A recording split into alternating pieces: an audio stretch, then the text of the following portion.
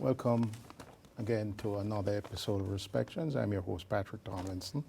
And today we have with us, again, Ms. Sadie Aarons Campbell, who has graciously returned to speak with us about the Jamaica Progressive League. Ms. Sadie is a graduate of Oberlin High School in St. Andrew, Jamaica, and she migrated to the United States in 1965. She attended Brooklyn College and later NYU, where she earned her degree in journalism. It has been documented that Ms. Sadie has stepped forward to even claim the remains of fellow nationals in her work as president of the Progressive League. She has done a lot of community work, which she'll take the time out to tell us a little bit about. So welcome again, Ms. Sadie. Again, thank you for having me, and Right. it's really a pleasure here, especially to talk about the Jamaica Progressive League. Okay. You must remember those days when I came here, it was in the days of my youth. Okay. So when I was introduced to the league, I didn't care about becoming a member of the league and to do community work. I liked their dances, their boat rides, and because that was the thing that we did. Okay. But they caught me, okay, and it was after years after independence and all those things, and the league was really waning because you have like a myriad of other organizations springing up and doing almost the same things as the league was doing. Whether that was good or bad, I don't know. But I remember when the league, one president of the league, her name was Miss Beryl Henry, I think, they had worked on getting that immigrant situation where people could come from Jamaica and other places, you know, filing for other citizens coming in, whatever. That never existed before within the Caribbean or so. And the league started to do that. I really became involved, yes, later on, but being a part of the leadership came years later after the league was really waning and you'd say died. And a couple of the members came to me, told the members, and they said, we don't have anyone to carry the league on. Are we going to make it die? What are we going to do? And because people were gone, joined other organizations, and there was no, well, we were fighting for independence. Well, you're not useful anymore. So then they laid that on me, and the meetings were being kept at my house because we had a building at Which you have a picture of, right? Yes. In the yes. You had a building At Lights. There was a building in Manhattan. Right, first. And at first, I think an 11-story building. So that's the building in the Bronx, right? Yes, yes. Can you tell us where that building is located? It's located at 2230 Light Street. But the building prior to that was a high-rise in Manhattan, Right. 57th Street. Right. And that was, they lost it through political and other reasons, which I can't go into now. But to speak on what we're doing now, or how we came into being with that building at Light Street, we were about to lose it. As a matter of fact, that building was in foreclosure. Right. So when they came to me, a couple of the elder members, and said, will you help us to, Revive the organization. Revive the organization. So we started, and used to have the meetings at my house until we went to the building and we cleaned it up. It was in a terrible state. And so we started programs like immigration programs, helping people to get their citizenship, and other things, because people are here. Voter registration. Yeah, voter, anything that you could think of. Help, even they used to do getting their GEDs. Right. We were doing a myriad of things at that time.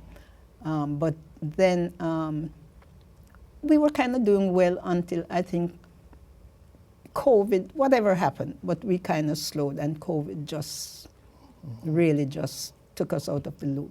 But now we're pleased to say that we have a food pantry because it's being run by the non-for-profit arm of the league. And it's called Jamaica Benevolent Arm and Cultural Center.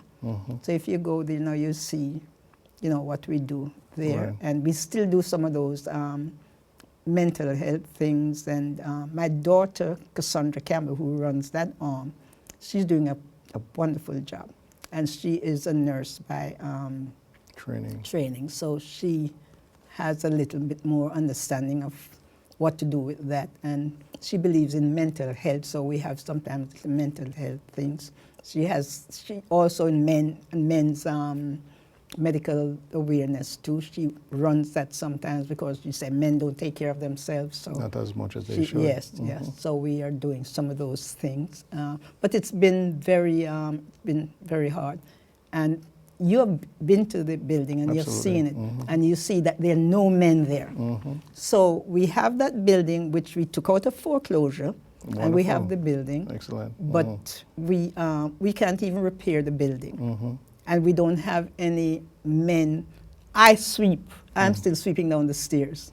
Can you imagine? I'm doing it, sweeping the backyard, trying to keep it, keep it running.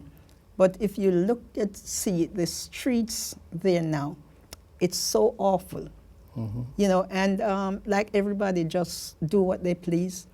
They park on the sidewalks, they do everything, and it's like a lawless place. So we'd like to bring it back to, where we can enjoy it and people can walk on the streets and we can serve the community in a dignified and decent fashion. So those are the things that we're trying to recapture. So I'm hopeful that if the word gets out to the community, they will... And this is one way which will help to get it out to the community. Yeah, they will come to see who we are, what we do, and how they can assist. And the organization, and it's called the Jamaica Progressive League. That's what it's been called for 88 years. But it's not about Jamaica, it's about the community. That was the name given then, okay? And we're not going to change the name to do the work, but we invite others to come in, see what we're doing, and anything that you can do to help to move the agenda along, you're welcome, okay? And that's why we talk about what we call a hopeful village, okay? Because, we know from the Caribbean and Africa, we know that villages work. So I think maybe that's what we are missing here. If we go to a village sort of thing, maybe we could resurrect and clean up our community. So hopefully these words getting out. So the village, as we see, we need a few things, okay? We need to talk about health, okay? Do you see that being more pressing today than when you came here in the 60s? Yes, okay. Yes, more pressing today. And the reason why this is so is that the younger people who are coming, I don't think the hardship that we experienced coming here and making a way, because we used to make a way where there was no way. They came in and everything was on a platter. So they came in and they don't do as well as their parents, which is very, it's hard and heart-rending, hard to see. So we are hoping that we can invite those young people and say, look, because it's not that they're dumb, they're brilliant people.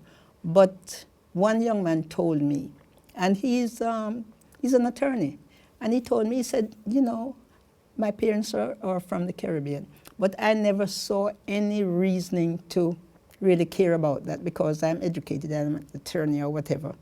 It was not until he got a little older that he said, okay, I'm missing something, So sometimes it's not introduced to them at a young age because my children had to do what I say, but my grandchildren are telling me what to do now because they think that I'm from another world, Another age, yes, another era. Another age. So, we talk about Hopeful Village, which is really where my heart is. I am of the opinion that if we have a Hopeful Village, we can bring back some of those things and save the community. Like, for example, we talk about the health that that we're talking about. Mental health. Mental health, mostly. Education. But we have to talk about finances also. You know, what are we going to do if we don't know how to handle our money? Because like our parents or grandparents, they came, they found a way. They bought buildings, they bought homes. But the younger people, that's not where they are. You know, so how, you know, because they don't understand money. And even though we were not really, we thought we weren't trained about money, but guess what? We were trained because we knew how to save then. So we have to get them back into how we're trained about money. And the banks, then to know that banks are not there to help you, okay? They're there to get from you. So we have to understand that and let them know, we know what you're earning from us, but we want this from you too, so a partnership. So if we understand money, we also need to understand the law and politics. We can't get away without understanding how the law works and how politics. And what are some of your recommendations in order to speak to doing that? Okay, like the things that we're naming, we have people who are in all these areas. We need to encourage them to come to talk to us and tell us how we could make our own institutions of law, or medical institution, or political institutions, and or educational institutions, because we have all of those qualities, and we are educated as such. But I had talked to a couple of the medical people and said, why can't we have like our own nursing homes, you know, that speak to our needs? And they said, well, you know, it's owned by such and such already, and they are doing so and so. But why can't you utilize your skills for yourself? So that is what we hope we could speak to. And we talk about the education and the law, also communications. You know, we didn't know how to communicate, but like this is a great means of communication. Why can't we have our own communication programs or stations or whatever, so we can speak to our people about the things that they need to know? You know, so this is not out there yet.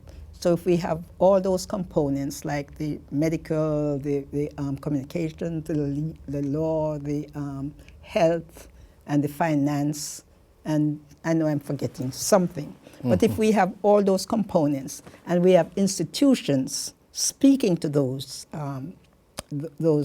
components, then we can have our own institutions, because we're accustomed to it. Where we're coming from, whether we're coming from Africa or the Caribbean, we had those. So why are we here now and we are not having such? And I think we're losing sight of that. So if we can encourage people, if we can speak about it, speak to it, tell the community, we are here, let us hear from you. We have a building, we're there and we want to speak to you. And we can give out the numbers, how you can reach us. And if they go online, just put in Jamaica Progressive League. They will see the myriad of things that we do, what we have done, and what we intend to do. Like we talk about the pictures, we have the library there. Okay, so we have some pictures here that shows the league and the building. So we want to show a couple of them. Yeah. Which bolsters what you're saying, Ms. Sadie. So that's a picture of the library, the library, small library, yes, it's a small library, you have at the Progressive League there. Yes. And you want to try to archive some of that stuff. And you could even use volunteers, right? Yes, yeah, could use college volunteers or high school volunteers that could come in Yes. and help in that respect. We have that picture there. You recognize any of those people? What? I just don't took know that who they picture out here. I think I see Professor Rex Nettleford, who is in one of those pictures. Yeah. The next one, I think, we can go to the next one. Yeah. Yes, that's the COVID. You had this COVID memory. Well, you want to speak a little bit about that? Okay. You know, we know our community, right. Northeast Bronx, particularly our zip code, right. was one of the hardest hit during the and COVID. it's recorded. It's right. recorded. but yet, and we lost so many people. That even you That- know, right? Yes. Yes. And I'm saying, why should I know 30 people who died to COVID? You know, that is too much. Right. So it's maddening. So, and these people, remember, they had no funerals. Right. You know, they were just, some people Pass didn't on. even get back their bodies. Exactly. So that is still hurting. And it is the mental decline that has happened since then. Right. Is Tremendous. really tremendous. We have had cases where grandparents were taking care of their grandchildren. Right. The grandparents died from COVID, and we don't know where those children are. Right. And there's nobody to research and search where are they. So so those things. So no wonder we are all walking around in a daze and crazy. So that's why I forced, and I think we had that COVID memorial just so we could call attention to that and to put the ease to some of these people who are struggling and very pained about losing their. So you think loved there ones. should be a special program to address that loss or that Th- gaping that- hole yes. created by COVID? Yes. So that's why we did that first, the initial thing there to have that memorial Sir, there. okay. So that was May 18th. This was this year, This right? year, yes, this was the okay. first time. And Okay. it was the hardest time to get the community or the elected Officials. to Buy really into. zone in, and they finally did. But like I said to them, this is not supposed to be just a one-time thing. It should be An a ongoing yearly thing. thing that we remember those people who we have lost. We have lost a lot of critical people in the community, and because they were first-line people. But for some reason, our pain is not really amplified Right. in a fashion that people will pay attention to it. But if we don't voice it, who's going to listen to it? Okay. So, So we have a couple of other pictures here. We want to look at them, and maybe you can explain to us, Miss Sadie. Okay, that's that looks that? like it's a little bit blurred, but it's like a commemoration from the city council or Oh, a oh. recognition by the city council. yeah, we have a myriad of Of things course, from yes, the that city council. that they yeah. have recognized their work They in even the community. recognize the Okay, work. and the next you know. one we have is that proclamation again from the Bronx to the Bronx. Bronx, yes. And I think that's the Progressive League That's the Progressive League. that they have given you again. That's Yeah, another yes. proclamation from the city of New York. Yeah, and And the next one is, that's your a lady of distinction Yeah. about you, a little Yes, bio. there's- That's at the library there. yeah. Mhm. And, the- and there are myriad. We have, and I have much more that are still not posted. Right, Because we we just need- captured a few. Yes, so we are glad that you. We're really pleased. That's that picture is Is, those two individuals, Norman Manley, Manley, okay. and Buster Manley. two The two leaders, national heroes, national that hero- founding yeah. members of Of the, the, current modern Jamaica. And we have a Yes. picture of President Obama there. Yes. Interesting. You have Yeah. it in your Yes, your I archives. have that. Next one. And we have a picture of Domingo too. And that is the Governor General, Sir yes. Flores of Glasspool, Yes, yes. one of the indigenous Jamaican Yes, yes. representatives of the Crown, British Crown. We have that picture of former Prime Minister Michael Manley. Yeah. Next one, we can see, Yeah. that's a picture of Michael Mike- Manley and Mohammed Ali, Muhammad right? Ali. With a little child. Yes, That was and his daughter. Yes. Wow, yes. meeting the Prime Minister. Yes. Wow, wow, wow. Yeah. And I think that was in Jamaica. I Yes, think. yes, yes. Having Yeah. some award or something like Yes, that. something was going on there. Very good. That's of a course, painting of Marcus Marcus Garvey. Garvey, Now, yes. you want to tell us a little bit about the Marcus Garvey Park, yes. or The you mentioned that to me? Yes. Now, we have like at Gun Hill Road, Gun Hill and White Plains Road, was named almost since 2007 or 8, was named, Renamed. the Marcus Garvey Square. Right. And I remember asking the council member, it was done under Larry Seabrook. And they just put one sign. And ever since they put that sign, I was fussy about, if it says square, why do we have just one sign? And eventually, last year, I think, or this year, this current city council member, after I fussed about it for so long, he finally got the 4 size name Marcus Garvey Square. Okay. Now there's a little adjoining park to that area, the Williamsbridge Park, and he told me finally we had asked, couldn't that little park be named Marcus Garvey Square also? And this was done. Okay. It is named. So what we are waiting for to have it, the ribbon cutting. He doesn't know yet that he's going to have to do a ribbon cutting. And you told me, Ms. Sadie, that there's an effort to exonerate well, Marcus Garvey. Yeah, there was always that Ongoing, effort, yes. ongoing. I haven't talked to Dr. Garvey yet. That's the son, Yeah. Julius Garvey. Julius, to find out how that is going. But I have an idea how we could get it done. But Okay. it's just me. But what we are striving for now, like I was asking people on the streets if they know where Marcus Garvey Square is. Oh, they say, oh, it's in Harlem. I said, no, in the Bronx. Do you know where it is? And they are somewhat still not aware of it, so I have to point them, while I'm walking the streets of the Bronx, pointing to them where they should go. Now, we're thinking if we have a bust of sorts or some monument there, probably it will make it more public, and people will know.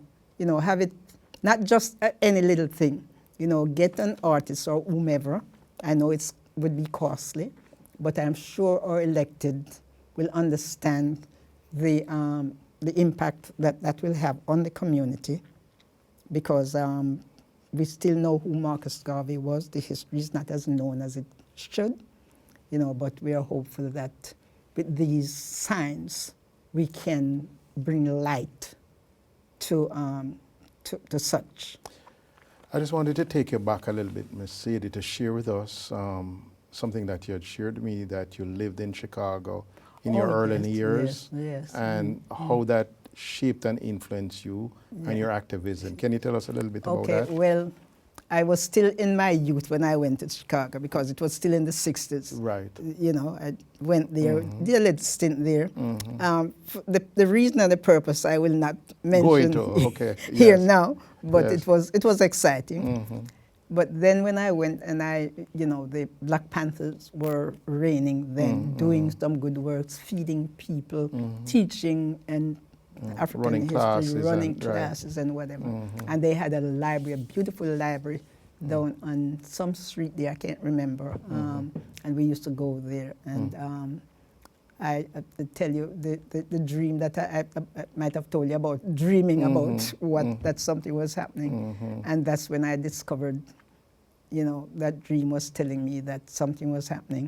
When I woke up from that dream, I heard that they had killed the Panthers. I think his name was Huey Newton. Huey Newton. Yes. Okay.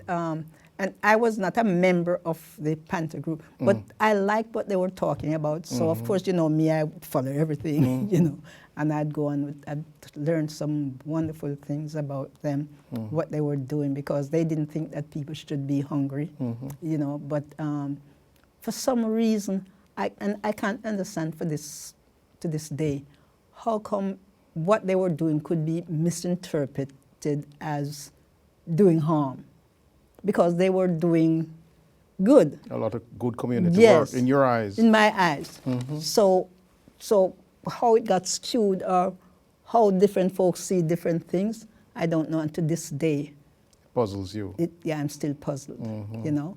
And but we were on the move. It's like What impact did it have on the community at the time? at the time, the people were moving, and it was lifting up. And since that happened, this is the first now with this new going on, and with the convention being held there, then this is the first time that you're seeing that the furrow of activities and excitement being there. Because it's like after those people were killed, it's like it killed, you know, sometimes. And the spirit. Yes, and one in my head would go to places and say, they're killing the movement, you know. And then I say, okay, And like my grandson say, I go back to sleep, you know. But these things are still in your mind and saying, what has happened? But what I'm seeing today, I'm really pleased with some of the movements that I'm seeing. I am still to go back, you know, so that was Chicago. You know, I spent that time in Chicago. And when I spent a little time in Brooklyn, that's when Bobby Kennedy, I was on that Bobby Kennedy's campaign when he was killed. So I have touched, and you know, I was interested in a lot of these. And I told someone, if Bobby Kennedy hadn't died, maybe I would be coming up for the next, I could have been the president of the United States. Yes. Well, no, I was born outside of the country. But, you know, but I always tell them, you all would know me now, you know, if Bobby Kennedy hadn't died. But to come back to the real purpose of moving the Bronx, particularly the Northeast Bronx, from what we are looking at there now. You know, it's not hard to do. It's just that people have to come to the, you know, talk about it. Because one woman told me, she said, well, my children are doing well. And I told her, I said, your children are doing well. But if the child next door is not doing well, your child is in danger. So people are of that selfish view, you know. So, yeah, so we have to let people know, you know, you can't just be selfish because you will end up being not served, you know, you're self-serving, and it doesn't matter what your accomplishments are out there. If you're in there by yourself and you don't have some of your own around you, you can disappear. Right. Because we have seen that happen. I remember a young black woman was, I think, was it for Ford Company? And she killed herself, you know, at her desk. Because she was the head of all of these folks. And I think they just didn't like it. And they found her, you know what she was doing? Praying or Bible, because they said she was just praying, because she thought by praying, she would feel better and would change. But like I would tell them, prayer without works is dead, you know? And we have to remember that this is the Creator that we talk about. We learn also that free will.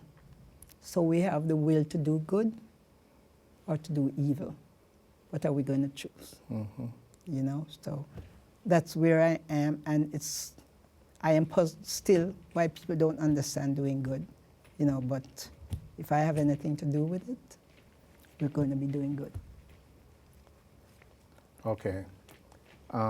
So Ms. Sadie, I think we're come today. Any closing words? Yeah, well, I am hopeful, like I never give up hope, and that's why we talk about Hopeful Village. So I'm going to go full speed ahead with helping to create Hopeful Village. Not me, all the listening audience, the people who are going to be listening to this, they're going to be calling me. Okay. And I will give my number out. Yes, it's on the TV, it's up here. And the number, and I'm going to see if this was any good, if I'm going to be getting calls. Right. Okay, Ms. Sadie, thank you so much for coming. Okay. And I wish you all the very best in your work, your community work ahead. And thank you for coming. Well, I thank you for having me. Yes. And I hope this is not the last time that I'm going to be here. No, absolutely not. Because we got to get it together. Absolutely. Thank you so much.